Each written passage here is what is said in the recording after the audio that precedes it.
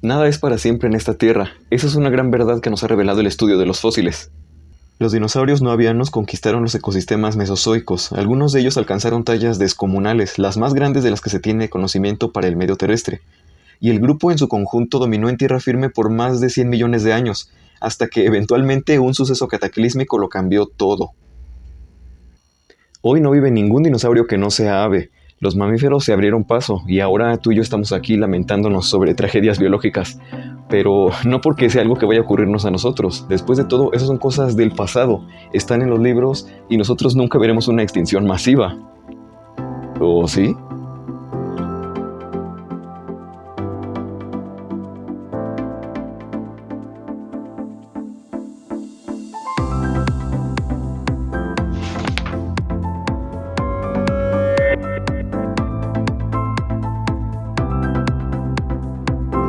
¿Cómo estás? Aquí de nuevo José de Series Vivas en este sexto episodio de Tierra de Vida. En el episodio anterior hablamos de las principales causas de que las especies se extingan, pero no entramos en detalle justamente en el tema de la extinción. No sé si ustedes hayan escuchado, pero se dice que actualmente estamos atravesando una sexta extinción masiva y que las causas de esta mortandad son de origen humano. ¿Qué hay de cierto en ello? En primer lugar, conviene hacer un brevísimo repaso sobre la evolución de la biodiversidad en la historia geológica y entrar en contexto sobre las extinciones. Así que de eso tratará esta primera parte del episodio, y en una segunda parte nos encargaremos de discutir si la sexta extinción es real o nos están viendo la cara de estúpidos.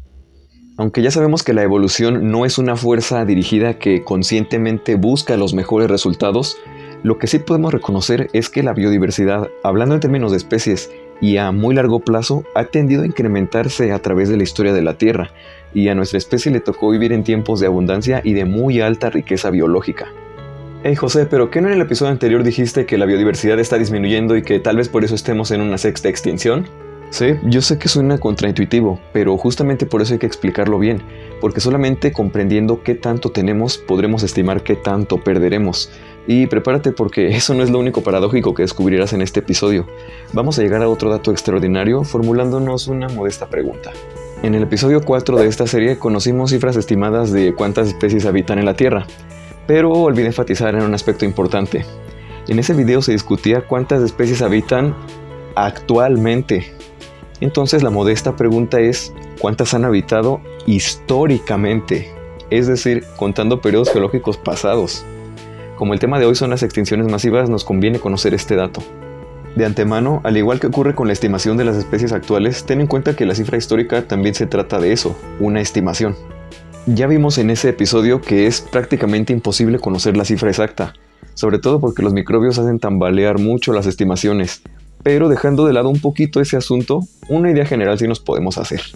El estudio de los fósiles ha permitido a los paleontólogos estimar que en el pasado han existido entre unos 5.000 millones a 50.000 millones de especies. Entonces, si para fines prácticos y viéndonos conservadores suponemos que históricamente han existido unos 9.000 millones de especies, y para la cifra actual tomamos el dato de Camilo Mora de 8.7, casi 9 millones actuales, pues llegamos al abrumador dato de que aproximadamente el 90... Ok, vamos a teclearlo, a calcularlo en pantalla para que vean que no es invento. Por regla de 3 tenemos que, si para fines prácticos suponemos que han vivido unos 9.000 millones de especies como decíamos, eso correspondería al 100%. Y si tomamos el dato de Camilo Mora de aproximadamente 9 millones actuales, eso correspondería únicamente al 0.1% del total. Dicho de otro modo, se estima que actualmente el 99.9% de las especies que han habitado este mundo están extintas. ¿Suena raro, incómodo, increíble? No te claves mucho con la exactitud de la cifra. Los biólogos desde luego no pueden asegurar que sea el 99.9% de extintas. Es posible que este porcentaje sea menor, pero en lo que sí se está de acuerdo es en que esta proporción es mucho mayor de la que pensaríamos intuitivamente. Aún así, a mí eso no es lo que más me asombra. Para mí es más fascinante saber que, a pesar de tanta mortandad, se considere que los tiempos geológicos recientes, sean en realidad los de mayor diversidad biológica de la historia. O sea que nunca en otro periodo geológico habían existido tantas especies al mismo tiempo como en nuestro periodo geológico actual. ¿Te confundí? Te dije que podía ser paradójico. Vamos a recapitular brevemente para no perder el hilo. Hasta ahora hemos dicho que 1. La biodiversidad en términos de especies y a largo plazo ha tendido a aumentar. 2. Un altísimo porcentaje, posiblemente más del 90% de las especies, se han extinguido. Y 3. Vivimos en el periodo geológico con mayor diversidad de especies. Y entonces las extinciones, ¿qué onda? ¿En dónde pintan o qué? Para que no pienses que te intento ver la cara, vamos a echar un vistazo a la historia de la vida en nuestro planeta y a revisar e interpretar información con ayuda de una gráfica. La historia de la Tierra empezó hace unos 4.500 millones de años. Ojo aquí, no olviden que el tiempo geológico se mide en millones de años. Y después de ese tempestuoso origen planetario, la vida no tardó mucho en aparecer. Es posible que unos 500 millones de años después o incluso antes, pero para fines prácticos ahí lo dejamos. Pero en lo que sí tardó bastante fue en evolucionar hacia formas multicelulares complejas. Fueron más de 3.400 millones de años de apogeo exclusivamente microbiano. O sea, sí estuvo bien cañón porque si tuviéramos estos sucesos evolutivos condensados en una escala ficticia de un día, por ejemplo, veríamos que las bacterias, las células más simples, reinaron ellas solitas por unos 1.800 millones de años, lo que sería hasta un poco después de las 12 de la tarde de nuestra escala ficticia. Fue entonces que entraron en escena las primeras células complejas que ya organizaban su ADN en un núcleo, las eucariontes. Como nosotros somos eucariontes. Y no fue como que de ahí ya luego hubo peces y luego anfibios y desenfreno evolutivo y después Homo sapiens y siglo XXI. No, para nada. Todavía tuvieron que pasar como 1.600 millones de años, o sea como hasta poco después de las 9 de la noche de nuestra escala imaginaria, para empezar a ver seres más o menos identificables, ni siquiera vida ancestral nuestra, pero al menos cosas que ya medio se parecen a animales. A esos seres se les ha llamado fauna o más correctamente biota de Ediacara. Así que vamos a saltar rápidamente toda esa etapa microbiana para enfocarnos en los periodos de la Tierra en los que ya claramente hay evidencia de fósiles de animales y plantas. Se trata de 12 periodos que inician en el Cámbrico. Estos están agrupados en 3 eras geológicas, Paleozoica, Mesozoica y Cenozoica, que juntas forman una etapa de la historia geológica a la que llamamos Eón Fanerozoico. Tiene sentido que se llame así, pues las raíces griegas faneros y zoon se refieren a visible y ser vivo, respectivamente. Así que el Fanerozoico es la etapa de la historia de la Tierra en la que la vida ya es más notoria, más llamativa. Como vimos antes, esta etapa de la Tierra abarca poco del tiempo total, aproximadamente un 12%. En cambio, los eones anteriores, que son los que carecen de seres macroscópicos, abarcan el 88% restante, y es común llamarles en conjunto simplemente precámbrico. Microbios neta, nada personal, no los estamos ignorando, pero ¿quién los manda a ser tan pequeños y tan poco fosilizables? Bueno, para que no se sientan tan ignorados, mencionaré que cuando surgieron las primeras cianobacterias, o sea, las primeras que hacían fotosíntesis y liberaron oxígeno a la atmósfera, este oxígeno les causó gran mortandad a los otros microbios de ese entonces, extinguiéndolos como en extinción en masa. Es como su extinción masiva de esa época microbiana. Así que no digan que no lo mencioné. En fin, el punto es que en este eón es donde surgieron todos los filos de animales que hoy viven, las plantas, los dinosaurios y etc. ¿Recuerdan que en la parte 2 del episodio del árbol de la vida repasamos los más de 30 filos en que se divide el reino animal? Bueno, pues he aquí, en el periodo cámbrico, el origen de todos ellos. Todos los grandes sucesos que han vivido la flora y la fauna han ocurrido en estos últimos 540 millones de años, incluyendo por supuesto algunos episodios críticos de mortandad, las extinciones masivas.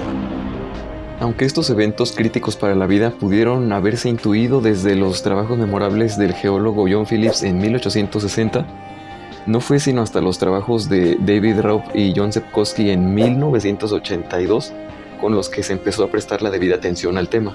Y hoy en día tenemos un bosquejo mucho más claro de la historia del Fanerozoico que a continuación vamos a revisar.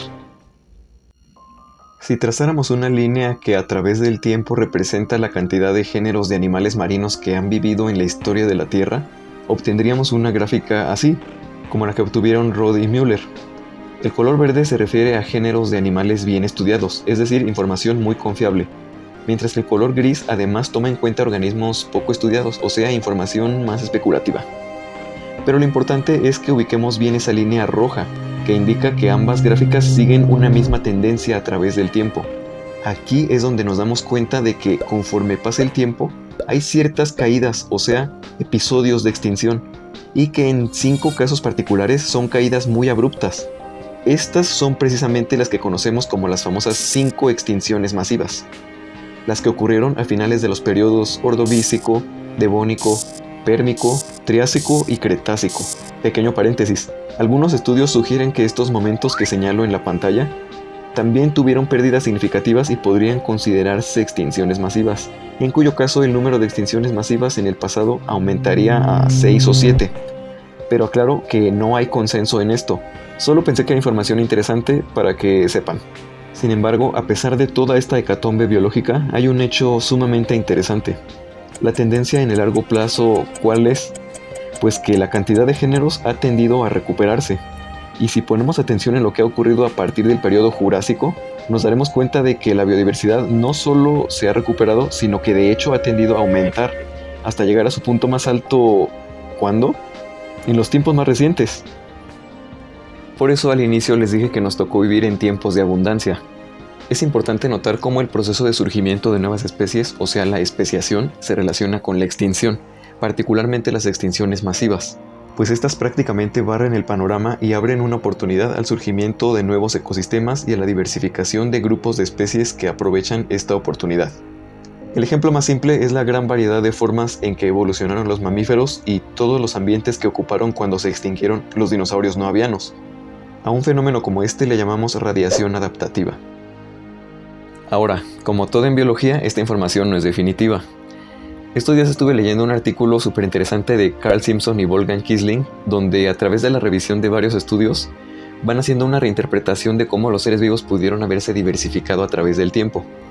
Entre estos estudios, John Alroy y colaboradores proponen que la diversificación de las especies no puede ser tan explosiva, sino que está constreñida, no confundir con estreñida. Es decir, tiene límites. En vez de crecer de este modo, más bien crecería de este modo. O sea que según estos análisis, no es que la diversidad de especies tienda a crecer y crecer y crecer y crecer cada vez más rápido, sino que tal vez la biodiversidad tendería a alcanzar un estado cercano al equilibrio entre especiación y extinción. En ese caso, el incremento exponencial que se percibe en el registro fósil podría deberse a que tal vez en el pasado ya existían muchas especies, cuyos fósiles no hemos encontrado porque a medida que son más antiguos se vuelven más escasos. Pero de cualquier modo, eso no quita que la especie humana sí surgió en tiempos de estratosférica diversidad de especies, eso lo tenemos claro. Espero no estar yendo demasiado a prisa, ya en los comentarios me podrán compartir sus dudas, pero la intención es que hasta aquí hayan quedado claros algunos puntos clave para entender la importancia de nuestra situación actual. Ya no los repetiré, pero los dejaré aquí por si gustas poner pausa y repasarlo. Es necesario que tengamos súper claros estos puntos, porque solo así podremos hacer una valoración de la magnitud del suceso en el que la humanidad está inmersa actualmente. Como son muchos los aspectos a tomar en cuenta para saber si estamos entrando en una sexta extinción masiva, discutiremos las conclusiones de este tema en la segunda parte de este episodio. ¿Te lo vas a perder? Espero que no y que nos veamos en un video más aquí por Series Vivas, tu conexión con la biodiversidad. No olvides que este video forma parte de mi serie Tierra de Vida. Aquí tienes los enlaces para que estés al corriente con los demás episodios.